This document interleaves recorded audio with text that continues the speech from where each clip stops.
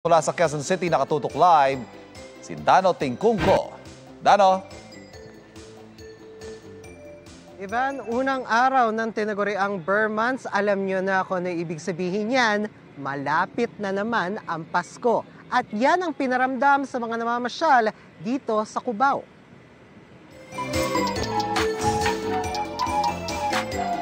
It's official, Burr Months na!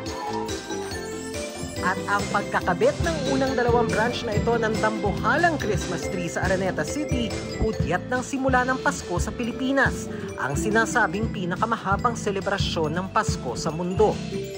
Bukod sa Christmas tree, nagsimula na ring rumampa sina Santa Claus at Mrs. Claus.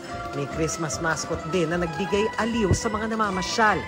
Ano nga ba ang unang pumapasok sa isip ng mga Pinoy kapag nakakakita ng mga palatandaan ng Kapaskuhan?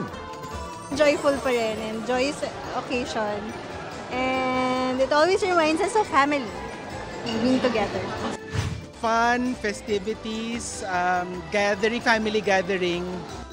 Excited dahil magpapasko na, so bibili ng gifts for the family, spend time with family, magpapahinga from work.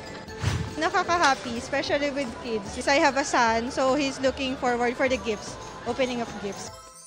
Ngayong mahigit 3 buwan bago ang Pasko 2024, ano kaya ang Christmas wish ng ilan nating kababayan? Ma-promote sa work. Good health for my whole family and peace on earth.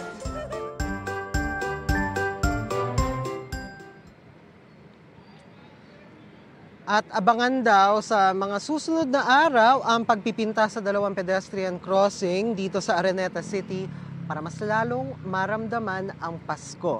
At yan ang latest mula rito sa Cubao. Advance Merry Christmas. Balik sa inyo. Exciting yan, Dano, ha? Merry Christmas, Dano. Maraming salamat. Mga kapuso, patuloy na tumutok sa mga balita. Mag-subscribe sa GMA Integrated News sa YouTube. Sa mga kapuso abroad, samahan nyo kami sa GMA Pinoy TV at www.gmanews.tv.